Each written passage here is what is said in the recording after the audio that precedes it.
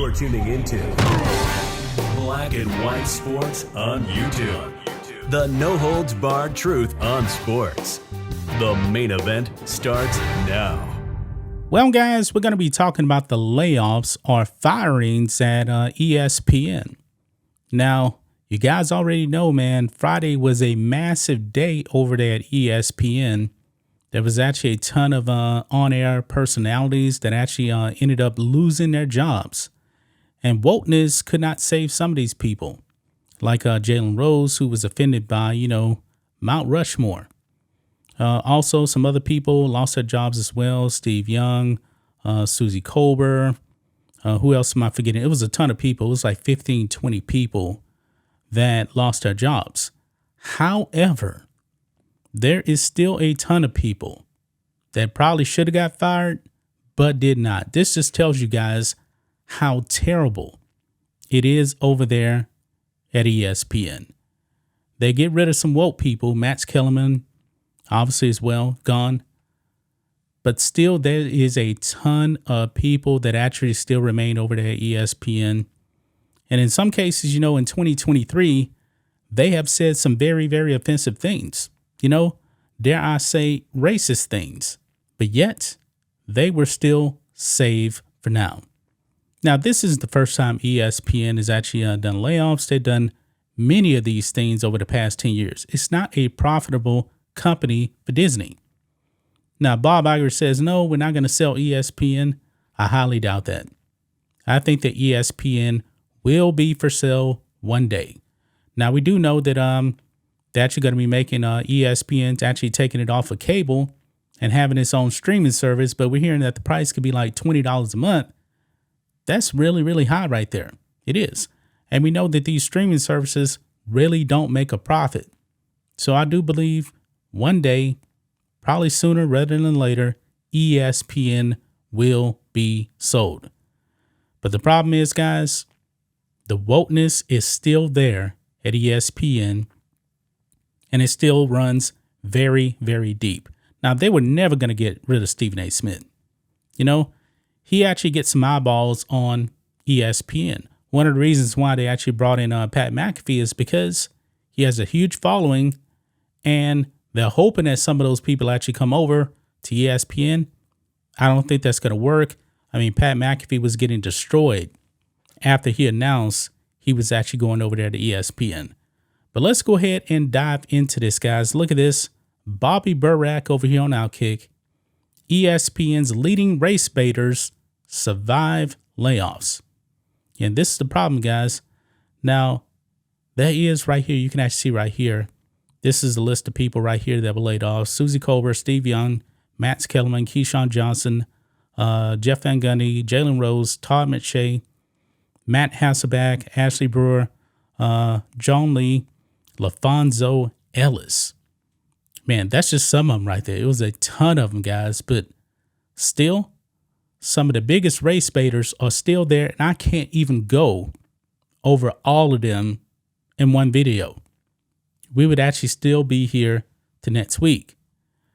I mean, when it comes to some of the wokest people out there, Jalen Rose, he was definitely super woke. He may have been, was he actually the wokest over there at ESPN? Could be. But look here, Mark Jones. Mark Jones is one of the most woke people over there at ESPN. And Bobby Burack actually has a rap sheet right here. And I believe one thing that he didn't mention, remember doing the whole George Floyd thing, Mark Jones said that he wouldn't have police around him because he didn't feel safe. It was a virtue signal. This man is pretty pathetic right here. But Bobby Burack lists the rap sheet here from Mark Jones over there. He actually shared a tweet calling his colleague Stephen A. Smith a coon. Wow. Sharing multiple tweets telling Rush Limbaugh to rot in hell on the day he died of lung cancer. And there's a bunch of things right here. Lying about the police murdering a still alive Jacob Blake. And you still got people out there today saying that Jacob Blake was murdered. And Jacob Blake is still alive. But he's in a wheelchair for the rest of his life. I mean, just some of this crazy, crazy stuff. Saying that Ron DeSantis was in a Klan. All of this crazy stuff right here. Wow. Let's see here. Posting on disparaging tweets about Nikola Jokic and Luka Doncic. Wondering why these two, probably because they're white. What do you call Batman a racist? Really? Man, crazy. Crazy. But we got some other ones here too. Not going to go through all of these here. Kendrick Perkins. I'm shocked, man. Kendrick Perkins is probably one of the dumbest people on TV. Definitely one of the dumbest people in the sports media. You guys already know, he came out and he tried to slam the MVP voters for voting for Nikola Jokic back to back simply because he believed because he was white. White. It was a bad, bad take, guys. And I believe that probably ended up costing Nikola Jokic the MVP because Kendrick Perkins was race baiting. That's what he does, man. He's not good.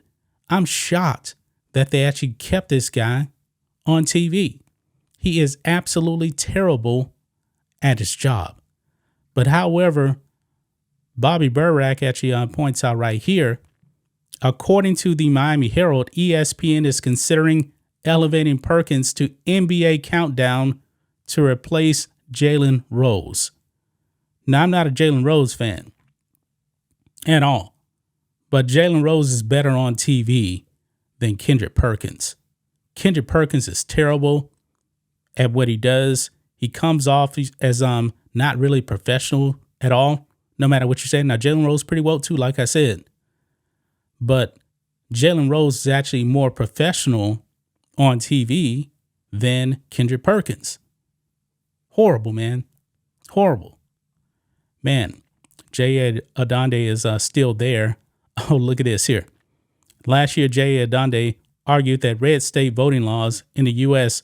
are harsher than the genocide the Chinese government commits against Uyghur Muslims who are actually in concentration camp, guys.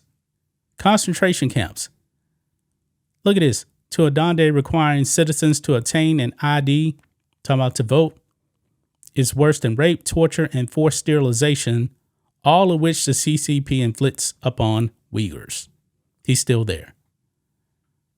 Bill Rhoden, guys. Bill Rhoden, old man. He actually, I didn't do a video on this, I believe, but he actually wrote an article about Nikola Jokic and Larry Bird and referred to them as great white hopes.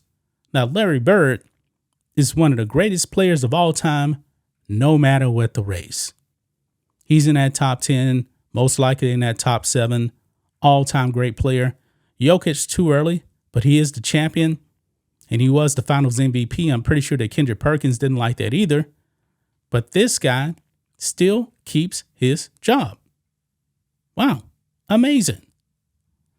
Howard Bryant, he's here also. Howard Bryant was arrested for choking his wife. He also criticized ESPN, his employer, for not utilizing black journalists on pregame shows. He's still there. I didn't realize it, man. This guy's been so irrelevant to me. I mean, there's so many other people, man. Sarah Spain, super woke. Dominic Foxworth, still there. Yeah, he admitted that he roots for Josh Allen to fail because the QB's fans support the American flag and dogs. I love the American flag. I served this country in the military. Proud of that. I love my country. I'm not an anti-American like a whole bunch of these people over there at ESPN. You see, guys, so many of these woke people at ESPN still kept their job. They're losing money. The only reason why these people were let go is because they keep losing money. But you see, guys, they still got a ton of people there that will lose their money. And if these people think they're safe, they're not safe. They're going to lose their jobs too. It's only going to be a matter of time because these woke people, nobody's going to watch them. And guess what? More money will be lost for ESPN. And guess what? They're going to be shown the door. I wouldn't be surprised, if there was more layoffs this year. Probably so. More firings. Remember, this wasn't a part of the Disney 7,000 employees. This is ESPN on their own saying, man, we ain't making no money. We ain't making nothing. So we gotta cut costs. They shed $30 million. They probably need to actually shed $30 million more because ESPN is a joke. It's dead. People actually watching us, watching Sports Wars. They're watching the alternative to ESPN. That's just my thoughts on this. What do you guys think of this? Black and white sports fans, let us know what you think about all this in the comments. Make sure to subscribe to the channel, and we'll catch you next time. Thanks for watching the show. Be sure to like, comment, and subscribe. Be sure to tune in next time on Black and White Sports.